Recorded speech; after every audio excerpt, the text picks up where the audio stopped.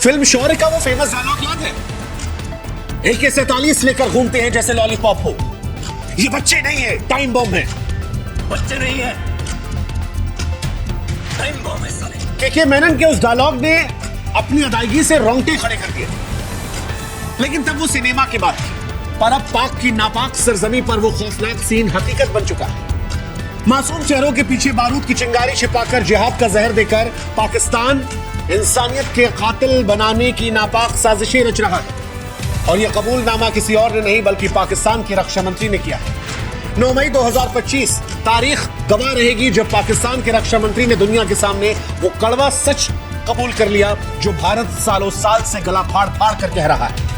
पाकिस्तान के मंत्री ने उनकी असेंबली में यह कहा कि हिंदुस्तान के खिलाफ जिहाद में अब मदरसों के छात्रों को झोंका जाएगा। ये कोई बयान नहीं है, कबूलनामा है। ये पाकिस्तान की उस गिरी हुई मानसिकता का सबूत है जहां जिहाद के नाम पर अपने ही बच्चों को बारूद की भट्टी में झोंक देना कोई भी शर्म नहीं है। वैसे पाकिस्तान का सियासत दुनिया ने देखा। जैश ए मोहम्मद के आकाओं के पीछे खड़ी पाकिस्तान की फौज ये बता रही थी कि पाकिस्तान आतंकवाद को पालता है। भारत ने भी सालों साल दुनिया को चेताया कि कश्मीर की घाटियों में बचपन को हथियार पाकिस्तान ने बनाया। बच्चों की सोच में जहर भरकर उन्हें मानव बम बनाने में पाकिस्तान की भूमिका रही, लेकिन तब पाकिस्तान मुस्कुरा रहा था। दुनिया कह रही थी कि हम सोचेंगे, लेकिन अब जब उनके रक्षा मंत्री ने इस सच को कबूल कर लिया है तो सवाल यह है कि क्या अभी भी दुनिया खामोश रहेगी? क्योंकि अब बहस नहीं, सबूत है। सबूत है इस बात का कि पाकिस्तान की जमीन पर आतंक एक उद्योग है और उसका कच्चा माल उसके अपने मदरसों के मासूम बच्चे। शर्मिंदगी होती है ये सोचकर कि क्या मदरसों के बच्चों को भी जंग में डाला जाएगा। आसिफ के इस बयान ने पूरी दुनिया को झकझोर दिया। लोग चीख पड़े कि मदरसे के बच्चे जंग में, क्या ये बंदूक उठाएंगे? क्या पाकिस्तान के मदरसों को आसिफ ने आतंकवाद की फैक्ट्री बना दिया है? पहले सोशल मीडिया पर सबूत और अब बच्चे रक्षा मंत्री में। ये पाकिस्तान के रक्षा मंत्री की बेशर्मी के इम्तिहान। इन बच्चों को भारत के सामने भेजेंगे और जब ये बच्चे भारतीय फौज के सामने टिक नहीं पाएंगे तो पाकिस्तान विक्टिम कार्ड खेलेगा। लोगों ने कहा कि क्या ये बच्चों की जिंदगी से खिलवाड़ नहीं है?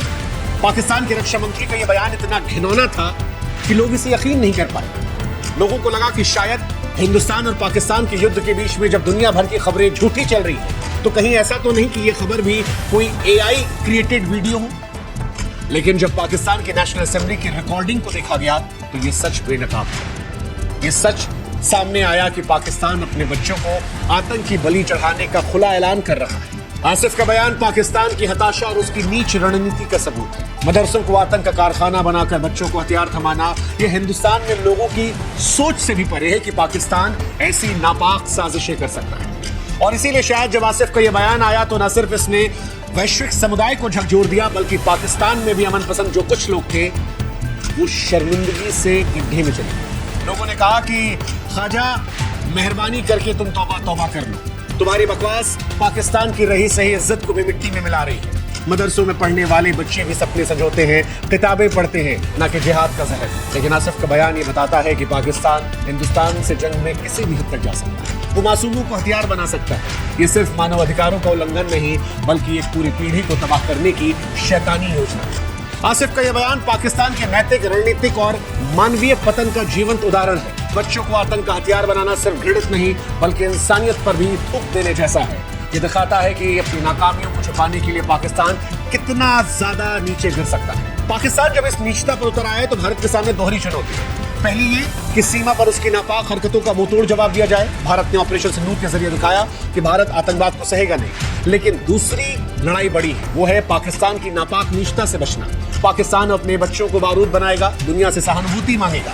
आसिफ के बयान भारत के लिए चिंता का सबब है क्योंकि पाकिस्तान अगर इन बच्चों को आतंकी बनाकर भेजता है तो ये मानव अधिकारों का उल्लंघन होगा बल्कि दक्षिण एशिया की शांति के लिए विनाशकारी भी साबित होता है। हिंदुस्तान बच्चों पर वार नहीं कर सकता और पाकिस्तान इस घिनौनी साजिश के जरिए क्या हिंदुस्तान से नीचता पर उतर के जंग लड़ेगा? वैसे कर सकता है पाकिस्तान का नापाक इतिहास रहा है। पाकिस्तान के बच्चों को आतंक का हथियार बनाने का एक बहुत गंदा इतिहास है। 1980 के दशक में अफगानिस्तान में सोवियत संघ के खिलाफ जिहाद के दौरान पाकिस्तान ने मदरसों को भर्ती केंद्र बदल दिया था। वहां के युवाओं को कट्टरपंथ का जहर पिलाकर उन्हें जिहादी बनाया था। 1990 के दशक में कश्मीर के भी युवाओं के साथ उसने यही नीति अपनाई थी। लश्कर तैयबा और जैश ए मोहम्मद जैसे आतंकी संगठनों को पाकिस्तानी सेना और आईएसआई ने खुला संरक्षण दिया था और कश्मीर के तमाम नौजवानों को ब्रेन वॉश किया था और उनके सहारे हिंदुस्तान से जंग लड़ने की कोशिश की थी। हालांकि इस बार जब ये बयान सामने आया तो दुनिया ने पाकिस्तान और आसिफ की निंदा की। किसी ने कहा कि पाकिस्तान का ये बयान उसकी सैन्य और नैतिक नाकामी का सबूत है, तो कोई लिखा क्या पाकिस्तान इतना कमजोर हो गया कि बच्चों को ढाल बनाना पड़ रहा है। मानव अधिकार देखने वाली संस्थाओं ने चेतावनी दी कि बच्चों को युद्ध में शामिल करना अंतर्राष्ट्रीय कानून का खुला उल्लंघन है, ये मानवता के खिलाफ अपराध है। लेकिन पाकिस्तान का झूठ मंत्री, जोकर मंत्री, वो इन तमाम चीजों को लेकर अभी भी मुस्कुरा रहा है, बेशर्मी से मुस्कुरा रहा है। वैसी ही बेशर्मी जैसे उसने CNN के इंटरव्यू में दिखाई थी जब उसने अपने विश्वसनीयता को तार तार कर दिया। याद होगा आपको, ऑपरेशन सिंदूर के बाद पाकिस्तान के इस जोकर मंत्री ने दावा किया था कि पाकिस्तान ने भारत के 5 राफेल लड़ाकू विमान मार गिराए। जब CNN की एंकर ने सबूत मांगा तो पाकिस्तान का ये जोकर मंत्री हकलाते हुए कहता है कि सोशल मीडिया पर विमानों का मलबा कश्मीर में गिरा है। एंकर ने फिर लताड़ा कि भाई साहब आप रक्षा मंत्री हैं, ऐसी बकवास बातें क्यों कर रहे हैं। तब इस जोकर ने कहा कि सबूत है लेकिन भेज नहीं पाएंगे। पाकिस्तान की संसद में भी लोगों ने इस बयान को शर्मिंदगी बताया था और ये जोकर हंसी का पात्र बन गया था। बीते कुछ दिनों में इस जोकर ने कई और भी ऐसे हास्यास्पद चीजें की जो पाकिस्तान की विश्वसनीयता पर सवाल खड़े करती है और इस मंत्री को जोकर मंत्री के तौर पर रखती है। पाकिस्तान के जोकर मंत्री ने कहा कि पाकिस्तान ने भारत के ड्रोनों को इसलिए नहीं रोका ताकि उनकी हवाई रक्षा प्रणाली की लोकेशन लीक ना हो। इस बयान पर सारी दुनिया ने माथा पकड़ लिया। ये बयान इतना बेतुका था कि पाकिस्तान का बच्चा भी सुनकर हंसते। लेकिन इस जोकर मंत्री की सोच के चलते अब इंसानियत की जंग जो है वो बहाने पर खड़ी है, क्योंकि जब बहाने चट्टान से टकराते हैं तो सच नंगा हो जाता है। पाकिस्तान का ये बयान दुनिया को बता रहा है कि उसका नेतृत्व न सिर्फ हास्यास्पद है बल्कि शैतानी, क्रूर और खतरनाक है। बच्चों को आतंक का हथियार बनाना सिर्फ गणित नहीं बल्कि इंसानियत पर हमला है। ये दिखाता है कि अपनी नाकामियों को छिपाने के लिए पाकिस्तान कितना नीचे गिर सकता है। अब चुप्पी का वक्त नहीं, कार्रवाई का वक्त है। वैश्विक समुदाय को इस साजिश के खिलाफ एकजुट होना होगा और अगर इस आतंक के जहर को नहीं रोका गया तो न सिर्फ भारत बल्कि पूरी दुनिया को निगल लेगा। वैसे एक अपील हम पाकिस्तान से भी करना चाहेंगे।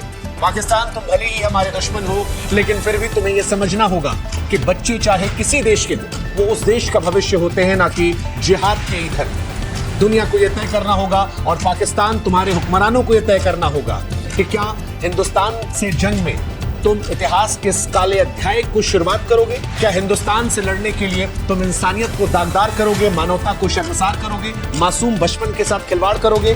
क्या अपने ही बचपन को तुम आतंक की आग में झोंक दोगे?